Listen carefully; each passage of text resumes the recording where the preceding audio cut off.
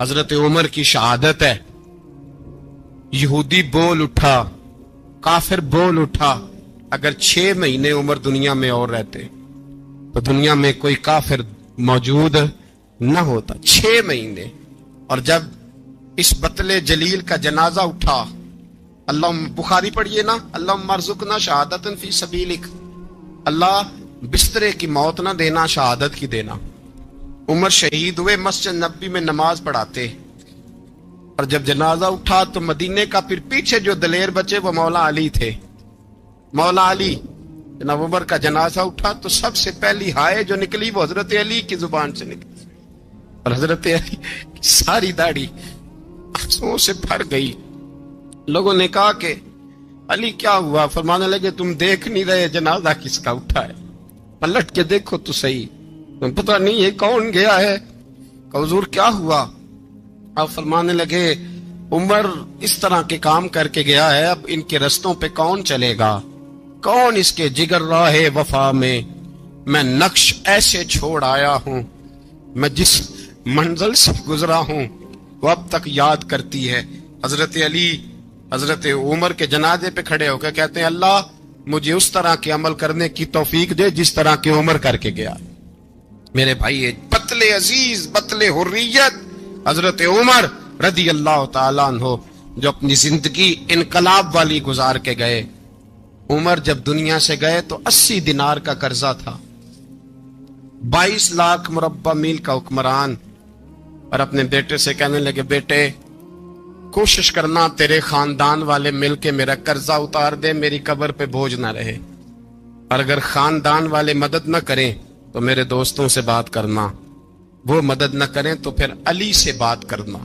ان کا پیار آپس میں اتنا, اور تو اختلاف ثابت کر رہا ہے. 80 دینار کا قرضہ چھوڑ کر حضرت عمر دنیا سے گئے, اور جاتی دفعہ کہہ گئے میرے بعد میرے بچوں کو حکومت کے مشورے میں بھی شامل نہ کرنا, حکومت کے مشورے میں بھی میری اولاد شامل نہ ہو. اتنا بڑا شخص اتنا بڑا رنگ دے کے 1 محرم کو جب عمر فاروق کا وصال ہوا تو بیٹے سے کہنے لگے اماں عائشہ سے جا کے کہو میرا بھی نبی پاک کے روزے میں دفن ہونے کو دل کرتا ہے. ایک قبر کی جگہ ہے اماں جی نے اپنے لیے رکھی ہے, بخاری ہے بخاری. حضرت عائشہ کے پاس صاحبزادے گئے, کہنے لگے اماں جی عمر کو زخم لگ گیا ہے, حالت بڑی پریشانی والی ہے. وہ کہتے ہیں اگر اماں اجازت دیں. سید عائشہ رو پڑی, فرمانے لگی کہ اپنی قبر کی جگہ تو نہیں نہ کسی کو دیتا, پر عمر نے کمال ہی بڑا کیا. اسے کہو جاؤ گنبد خضرا میں قیامت تک جو مصطفیٰ پہ اور ابو بکر پہ سلام پڑے گا وہ تجھ پہ بھی سلام پڑھ کے جائے گا, جاؤ میں نے جگہ دی.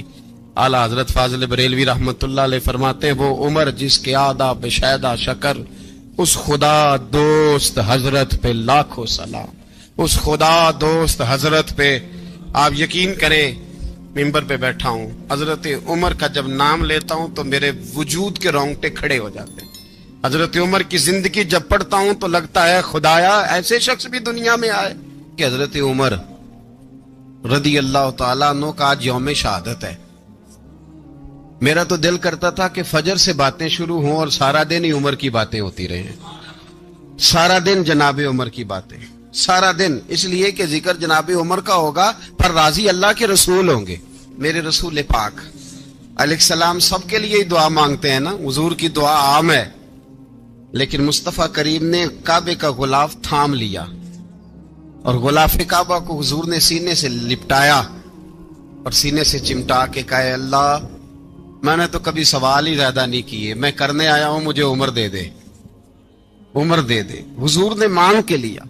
اور پھر جب جس کو حضور مانگے اللہ سے, حضرت عوف بن مالک اشجعی ایک صحابی ہیں, حضرت عوف بن مالک رضی اللہ تعالیٰ عنہ فرماتے ہیں کہ جناب ابو بکر صدیق کا زمانہ تھا تو میں نے خواب دیکھا,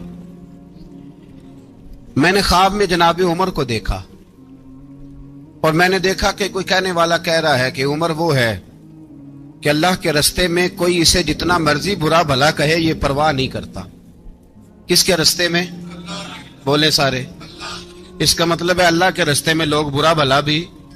قرآن مجید نے کہا وَلَا يَخَافُونَ لَوْمَةَ لَائِمٍ, کچھ لوگ ایسے ہیں جو برا بھلا کہنے والوں کی پرواہ نہیں کرتے. اور دوسری بات میں نے یہ دیکھی کہ عمر خلیفہ بنے گا، اور تیسری بات میں نے خواب میں یہ دیکھی کہ عمر شہید بھی کیا جائے گا، عمر شہید بھی ہوگا۔ یہ میں نے 3 باتیں خواب میں دیکھی۔ فرماتے ہیں میں نے آ کے خواب حضرت ابو بکر صدیق کو سنائی، وہ خلیفہ تھے۔ وہ کہنے لگے ٹھہر جا، میں عمر کو بلاتا ہوں، اس کے سامنے دوبارہ سنانا، اس کے سامنے۔ فرماتے ہیں میں نے بلایا حضرت عمر فاروق کو، آ کے بیٹھے، خواب شروع ہوا۔ کا ایک بات تو میں نے یہ دیکھی کہ آپ ملامت کرنے والے کی پرواہ نہیں کرتے، دوسرا آپ خلیفہ بنے گے۔ جناب عمر کہنے لگے چپ کر، ابو بکر کے سامنے ہی کہہ رہا ہے، چپ کر، خلیفہ کے سامنے ہی کہہ رہا ہے۔ حضرت ابو بکر صدیق کہنے لگے عمر اسے کہنے دو، مجھے لگتا ہے رب کی رضا یہی ہے کہ میرے بعد اگر مصطفیٰ کا منبر ملے تو عمر کو ہی ملے، اسے کہنے دو، کہنے دو۔ حضرت عمر رضی اللہ تعالیٰ عنہ کو تیسری بات کہی۔ حضرت عوف بن مالک نے کہا آپ شہید کیے جائیں گے، میں نے خواب دیکھی ہے۔ نیک لوگوں کے خواب بڑی حد تک سچے ہوتے ہیں۔ کہا میں نے خواب دیکھی ہے۔ تو حضرت عمر کہنے لگے شہید تو دلیر لوگ ہوتے ہیں، شہید تو دلیر، جسے سارا زمانہ دلیر کہہ رہا ہے وہ اپنے بارے میں کیا کہہ رہا ہے؟ کہتے ہیں شہید تو دلیر، میں تو کاہل سا آدمی ہوں، سست آدمی ہوں، میں تو اتنا کام ہی نہیں کرتا، تو یہ خواب تو نے جو دیکھا ہے نا پھر سے دیکھنا۔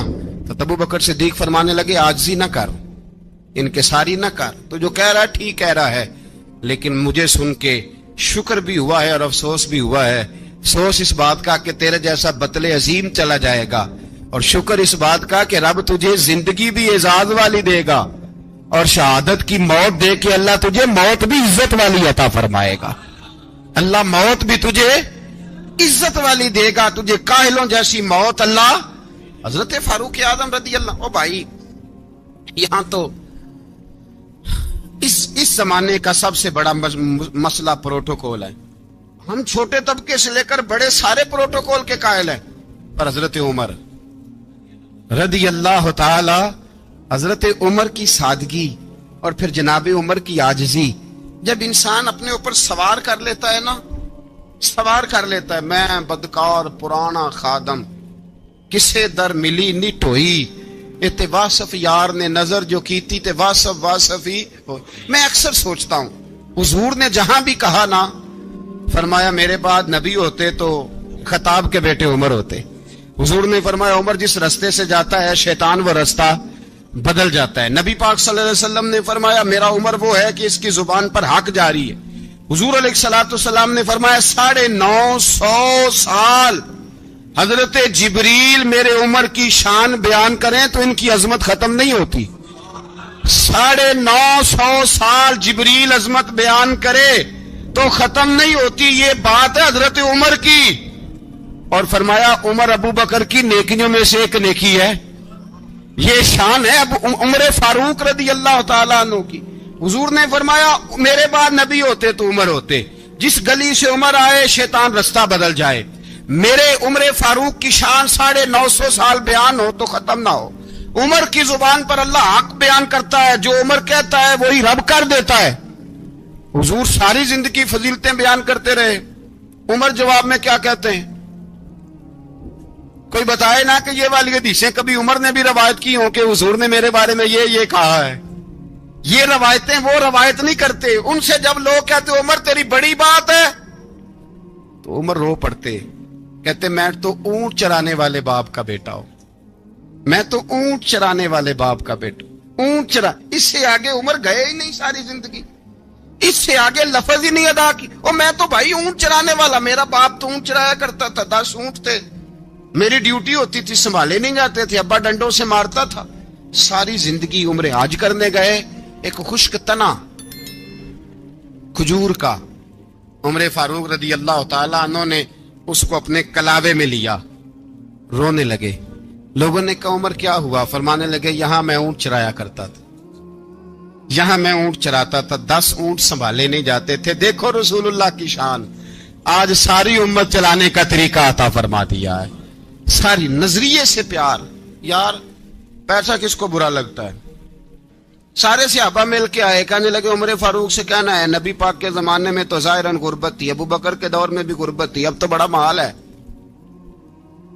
عمر سے سفارش کرو کہ عمر نیا کرتا پہنا کرے. ملکوں کے سفیر آتے, عمر وہی پھٹی پرانی چادر اوڑھ کے اور وہی کئی جگہ پہ پیوند لگے سوٹ پہن کے سفیروں کے سامنے بیٹھ جاتا ہے.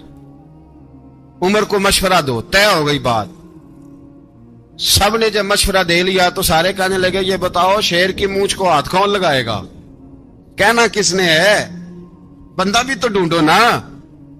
نے کہا جناب میرا یہ خیال ہے کہ مولا علی شیر خدا کہیں گے, کیونکہ جس شخص کی عمر کو سب سے زیادہ حیا کرتے دیکھا وہ شیر خدا مولا علی ہے رضی اللہ تعالی.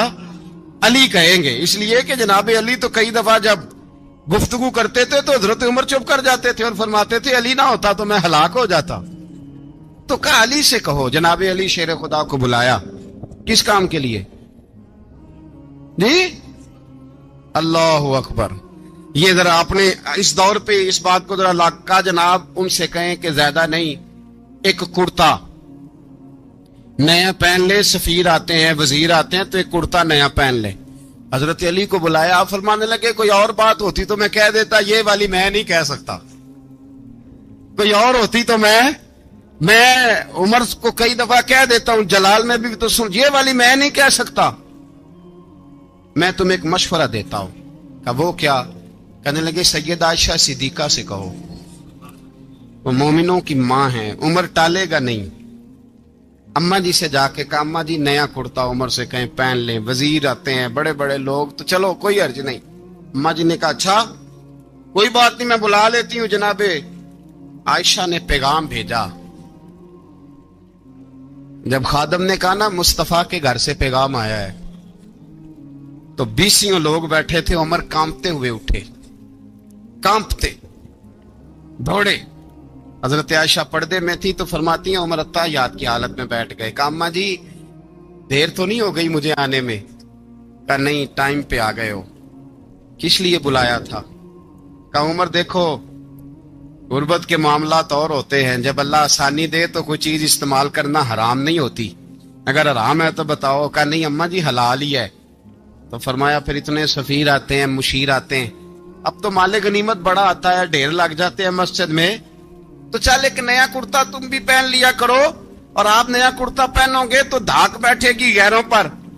تو صحابہ کا مشورہ ہے کہ آپ نیا لباس پہنے. اماں جی کہتی ہے میں نے حکم دیا تو عمر چپ کر گئے, گردن جھک گئی. تھوڑی دیر کے بعد سیدنا عمر فاروق نے سر اٹھایا تو داڑھی پہ آنسو گر رہے تھے, رو پڑے. کہنے لگے پاک محبوب کی پاک بیوی جیسے حکم کرتی ہو میں حاضر ہوں, پر مجھے وہ والا لباس پہنانا جو میرے مصطفیٰ نے پسند فرمایا ہے. اگر یہ رنگ رسول پاک کا ہے تو میں حاضر ہوں, اور اگر نبی پاک کا نہیں تو پھر جیسے آپ حکم کریں.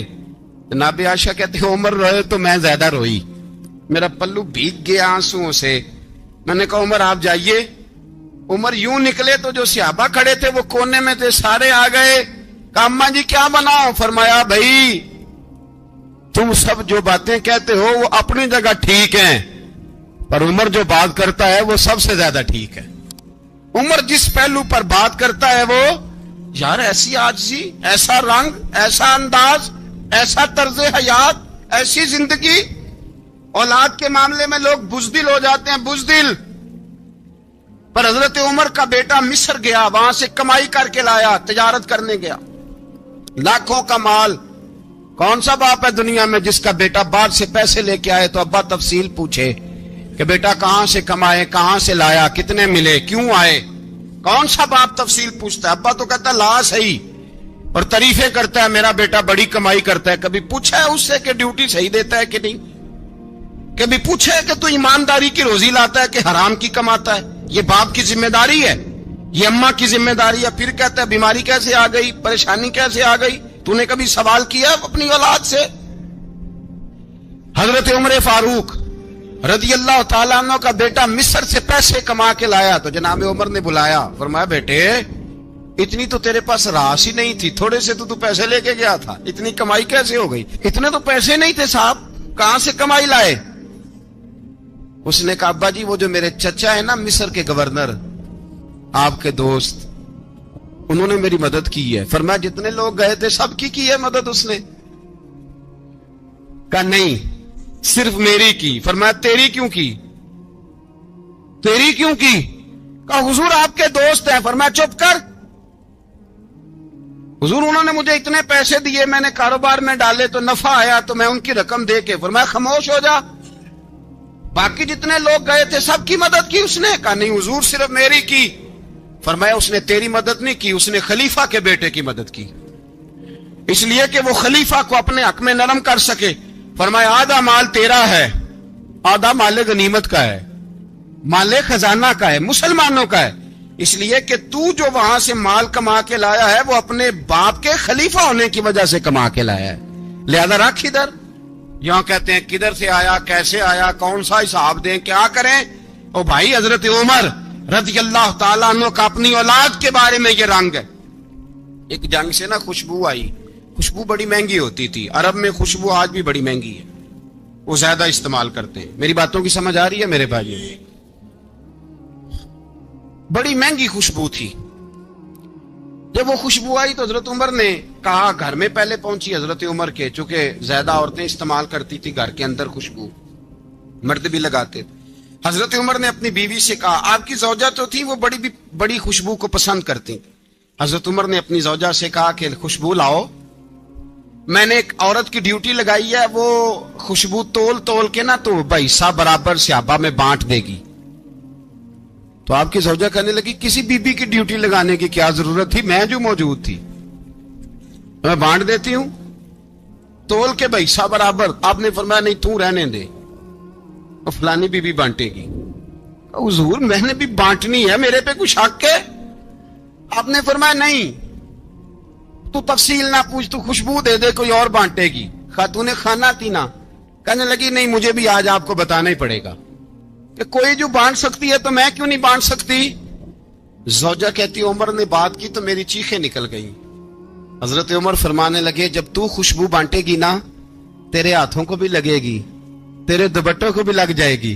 اگر رب کریم نے مجھ سے سوال پوچھا کہ عمر خوشبو تو مسلمانوں کی تھی, تیری بیوی کے دوپٹے کو کیوں لگ گئی, تو میں اللہ کے حضور کیا جواب دوں گا؟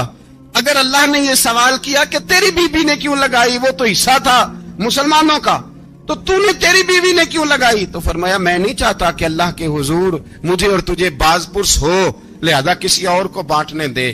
زوجہ روئی اور تڑپ کے کہنے لگی عمر مجھے لگتا ہے صبح قیامت بھی تیری بیوی ہونے کی وجہ سے اللہ مجھے جنت عطا فرما دے گا, تیری زوجہ ہونے کی برکت سے. بھائی یہ معیار رکھا, خدا کی قسم ایسا شخص تاریخ میں دوبارہ نہیں آیا. اتنا بڑا آدمی, اتنا بڑا شخص, اتنا بڑا آدمی, اور پھر رنگ یہ ہے کہ عمر 22 لاکھ مربع میل کا حکمران, 22 لاکھ, اور کھجور کے درخت کے نیچے مٹی کا ڈھیلا لے کے سو گئے ہیں, پرواہ کوئی نہیں, کوئی مسئلہ ہی نہیں. 2 غلام ساتھ بیٹھے تو ایک روٹی حضرت عمر نے گھر سے منگوائی, تھوڑا سا سرکہ, تو غلام کہنے لگے ہم نے بھی کھانی ہے. فرمایا کوئی حرج نہیں, روٹی کو پیٹ بھر کے کھانا ضروری تو نہیں, 3 حصوں میں بانٹ لیتے ہیں. ایک آدمی آیا ہوا تھا مصر کا رہنے والا ملنے کے لیے, اس نے پوچھا عمر کدھر ہے, تو کہا وہ ادھر جاؤ مسجد میں بیٹھے ہوں گے. اور واپس آیا تو کہنے لگا وہاں تو 3 غلام بیٹھے ہیں, ایک روٹی بانٹ بانٹ کے کھا رہے ہیں, لگتا ہے کئی دنوں سے روٹی نہیں ملی. کہا 3 غلام تو کوئی نہیں, وہاں 2 ہی تھے, تیسرے تو امیر المومنین تھے. اس نے کہا نہیں نہیں 3 غلام ہیں, کپڑے بھی ایک طرح کے پہنے ہوئے, بلکہ 2 کے تو پھر صحیح ہیں, تیسرے کے تو زیادہ ماڑے ہیں. کپڑے بھی ایک طرح کے, کھانا پینا بھی ایک طرح کا, اور ان کا نشست برخاست بھی ایک طرح کی ہے, لہذا کوئی فرق نہیں. حضرت ابو ہریرہ کہتے ہیں میں لے کے آیا, اور جناب عمر کو جب میں نے کچی زمین میں تامت سمیٹ بیٹھے دیکھا تو میں رو پڑا. میں نے اس مصر سے آنے والے کو کہا تو اس کے جلوے دیکھ, اگر اس کی ذات میں اتنا حسن ہے تو محمد عربی کا مقام کیا ہوگا. یہ مقام غور ہے, مقام غور. ایک آدمی کو آپ نے دیکھا آنکھوں سے نابینا ہے اور بھیک مانگ رہا ہے, تو حضرت عمر کو نظر آ گیا. فرمایا کون ہو؟ اس نے کہا میں یہودی ہوں. فرمایا بھیک کیوں مانگتے ہو؟ کہا جب تک تندرست تھا مسلمانوں کو جزیہ دیتا تھا, بوڑھا ہو گیا ہوں کیا کروں. حضرت عمر نے گھوڑے کی پشت پہ بٹھایا, کافر کو گھوڑے کی پشت پہ بٹھایا اور بٹھا کے مدینے لائے. حضرت علی شیر خدا وزیر خزانہ تھے. فرمایا علی اس کا وظیفہ جاری کرو. کہا یہ کون ہے؟ فرمایا یہ یہودی ہے، لیکن یہ ہمیں جزیہ دیتا رہا، بوڑھا ہو گیا بیچارہ، بھیک مانگنے پہ مجبور ہے، ہماری حکومت کے اندر رہتا ہے، اس کا پورا وظیفہ جتنا خرچہ اتنا وظیفہ لگاؤ۔ حضرت علی کہتے ہیں میں وظیفہ لگا رہا تھا اور وہ میرے نبی کا کلمہ پڑھ رہا تھا، وہ رسول اللہ کا کلمہ پڑھ رہا تھا۔ یہ مزاج، یہ نہیں کہ کافر۔ حضرت عمر نے گورنروں کو خط لکھے تھے کہ زبردستی کسی کو مسلمان نہیں کرنا، جہاں ان کی عبادت گاہیں بنی ہو گرانی نہیں، کوئی مندر کوئی گرجا ضائع نہیں کرنا۔ بات دور نکل جائے گی، اور میں اپنے مضمون پہ رہتا ہوں۔ اہل بیت کا پیار اگر سکھایا ہے تو جناب عمر نے سکھایا ہے رضی اللہ تعالی عنہ۔ امام حسن ملنے، آپ یقین کریں میں جب اس واقعہ کو پڑھتا ہوں تو میرا دل جھوم جاتا ہے۔ میں کہتا ہوں یار ڈاڈا ہونا اپنی جگہ پہ، عشق ہونا اپنی جگہ پہ، انسان کا باوقار ہونا اپنی جگہ، جہاں کھڑے ہونا تھا وہاں یہ کھڑے ہوتے تھے، اور جہاں جھکنا تھا وہاں یہ ان لوگوں میں اقبال نے کہا تھا تیری نگاہ ناز سے دونوں مراد پا گئے، عقل غیاب و جستجو، عشق حضور و اضطراب۔ جہاں اگر آیا ہے سامنے کیسر و کسرا تو عمر جیسا دلیر کوئی نہیں، اگر سامنے آیا ایران کا بادشاہ تو عمر جیسا تگڑا کوئی نہیں، اگر آیا ہے سامنے غسان کا بادشاہ تو عمر جیسا عادل کوئی نہیں، لیکن اگر علی کا بیٹا آیا ہے، اگر فاطمہ کے لال پارے آئے ہیں تو پھر فاروق اعظم سے جیسا محب کوئی نہیں، پھر ان سے جیسا پیار کرنے والا کوئی نہیں۔ اندر بیٹھے ہیں جناب عمر، اندر تنہائی میں کچھ وزیروں سے گفتگو ہو رہی ہے، میٹنگیں جاری ہیں۔ آپ کے بیٹے ملنے آئے جناب عبداللہ ابن عمر، ابا جی ملنے آئے، بات ٹھہرو بات کر رہا ہوں، کوئی نہ اندر آئے۔ صاحبزادہ باہر کھڑا ہے، تھوڑی دیر گزری تو امام حسن بھی آ گئے۔ کون آئے؟ آپ کو اجر ملے گا امام صاحب کا نام لینے سے، وہ سردار ہیں جنتیوں۔ کون آئے؟ سارے بولیے امام حسن، تیری نسل پاک میں ہے بچہ بچہ نور کا، تو ہے نے نور تیرا سب گھرانہ۔ امام حسن آئے تو حضرت عبداللہ ابن عمر کو دروازے پہ کھڑے دیکھا، کہا امیر المومنین کہاں ہیں؟ کہنے لگے حضرت عمر کے بیٹے۔ کہنے لگے وہ اندر بیٹھے، کچھ میٹنگ ہو رہی ہے اور انہوں نے کہا کوئی اندر نہ آئے، لیکن آپ جانا چاہیں تو چلے جائیں، آپ جانا چاہیں تو، تیری نسل پاک میں ہے بچہ بچہ نور، آپ جانا چاہیں تو چلے جائیں۔ تو انہوں نے کہا جب آپ باہر کھڑے ہیں تو مجھے کوئی اتنا ضروری کام نہیں، اور ابھی زور کی نماز تھوڑی دیر میں ہوگی، میں مسجد میں مل لوں گا امیر المومنین سے۔ یہ بات کہہ کہ امام حسن چلے گئے۔ یار اتنی بڑی بات نہیں تھی، اتنی بڑی بات نہیں تھی۔ تو میرے استادوں کا بیٹا بھی آئے تو کہا ٹھیک ہے جی وہ سوئے ہوئے ہیں، تو کوئی غرض نہیں یار میں ٹھہر کے آ جاؤں گا، کوئی بڑی بات نہیں تھی، دیکھا جائے تو بڑی بات نہیں تھی، پر بات بہت بڑی تھی، اس لیے کہ یہ خالی حسن نہیں، یہ حسن ابن علی ہے، یہ حضرت فاطمہ کے لخت جگر۔ حضرت عمر باہر نکلے، عبداللہ ابن عمر سے پوچھا کوئی آیا تو نہیں؟ تو کہا حضور امام حسن آئے تھے۔ تو کہا پھر شہزادے کو اندر کیوں نہیں بھیجا؟ کہا میں نے کہا تھا۔ وہ کہنے لگے اگر امیر المومنین مصروف ہیں تو میں ظہر میں مل لوں گا۔ حضرت عمر رونے لگے، فرمایا بیٹے تو نے اچھا نہیں کیا۔ پھر مسجد نہیں گئے، سیدھے امام حسن کے دروازے دستک دی، امام حسن باہر آئے، کہا شہزادے آئے تھے تو ملے کیوں نہیں؟ امام حسن کہنے لگے حضور آپ کا اپنا بیٹا دروازے پہ کھڑا تھا، آپ کا اپنا بیٹا دروازے پہ کھڑا تھا، وہ منع بھی کیا تھا آپ نے تو میں زور میں مل لیتا۔ حضرت امام حسن فرماتے جوش جذبات میں جناب عمر نے سر سے پگڑی اتار دی، جوش جذبات میں کہنے لگے حسن میرے بیٹے کا اور آپ کا کیا مقابلہ؟ کیا اس کی ماں کا نام فاطمہ الزہرا ہے؟ کیا اس کی نانی کا نام خدیجۃ الکبریٰ ہے؟ کیا اس کے نانے کا نام محمد مصطفیٰ ہے؟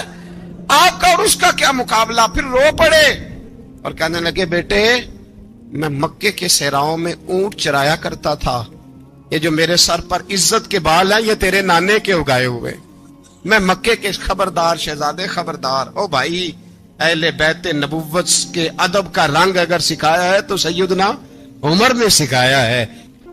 سوار دے فرماتے جب پہنچے نا دار ارقم میں تو دروازے پہ حضرت امیر حمزہ کھڑے تھے۔ حضرت امیر حمزہ، ایک شخص کہنے لگا حضرت امیر حمزہ سے عمر آ رہا ہے، فرمایا آنے دو۔ کہا حضور وہ تلوار بھی گلے میں لٹک رہی ہے، فرمایا آنے دو، وہ اگر عمر ہے تو میں بھی امیر حمزہ ہوں۔ वो अगर उमर है तो अना अशदुल्लाह व रसूल ही, मैं अल्लाह रसूल का शेर हूं, आने दो। कहा आप क्या करेंगे?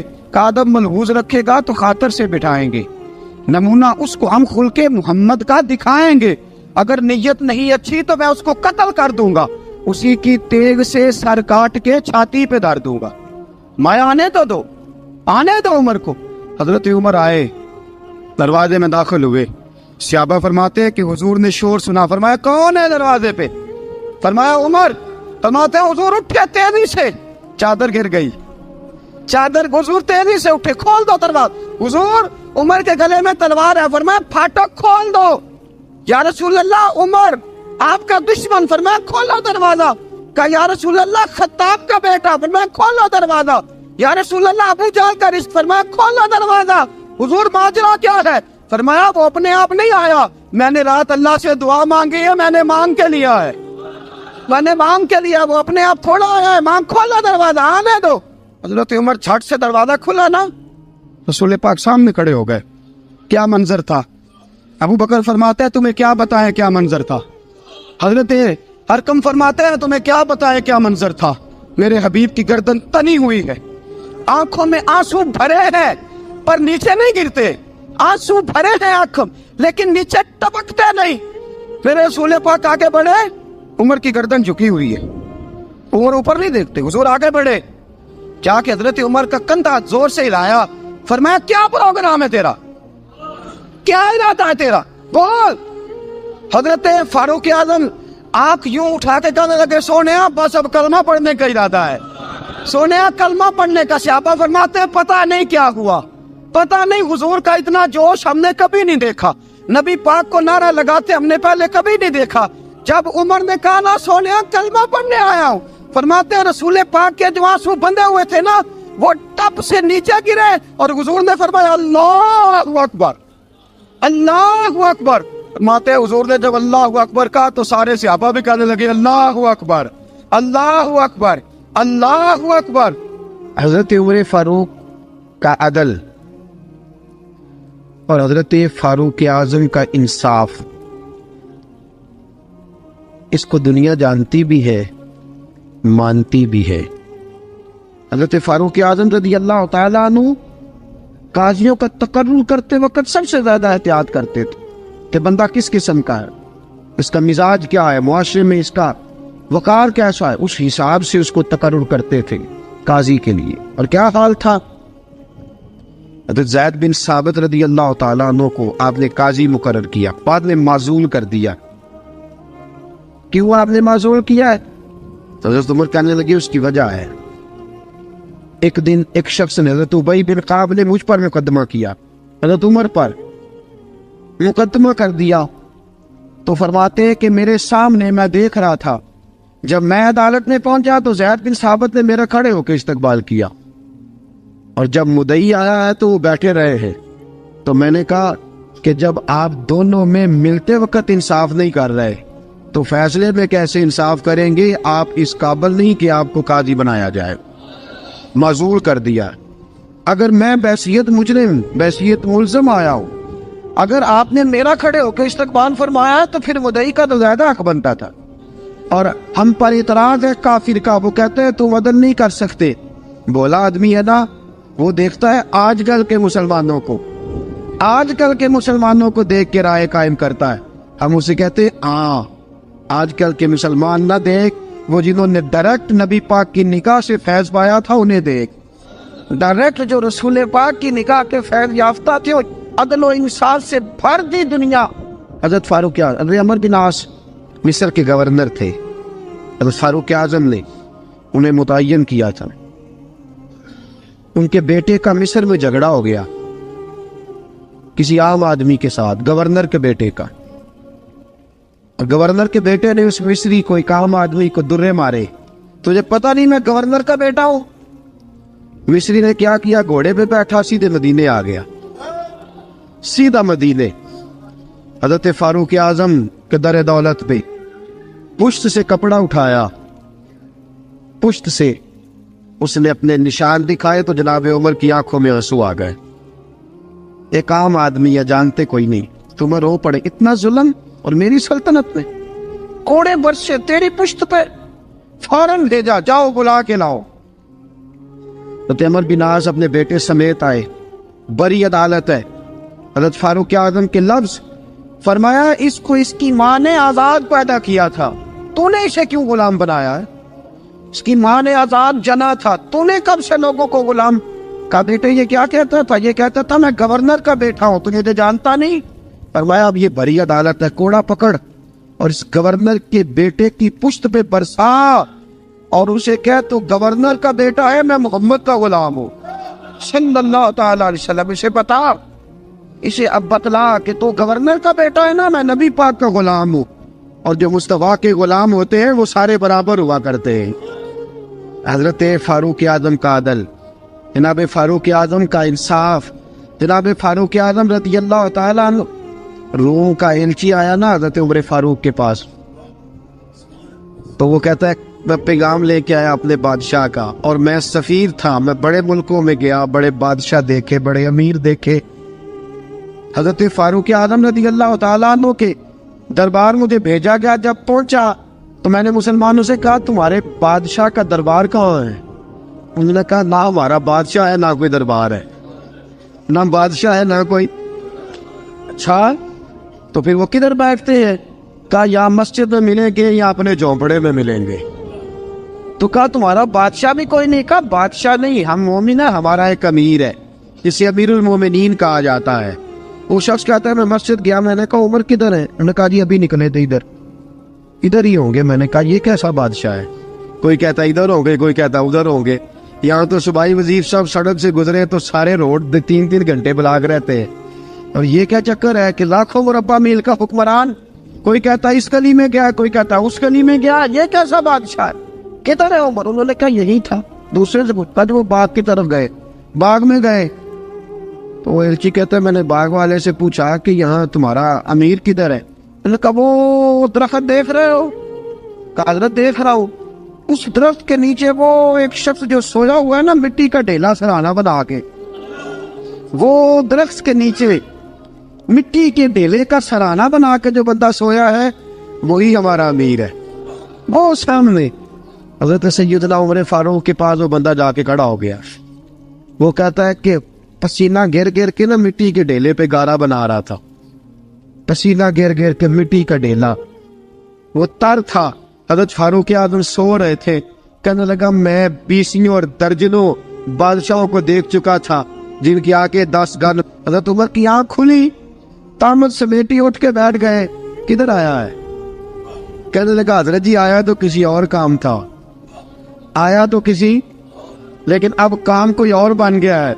आपने फरमाया अब क्या काम बना है? कहने लगा मेरा काम ये बना है कि मेरा भी दिल किया मैं भी कलमा पढ़ूं और नबी पाक का गुलाम बन जाए।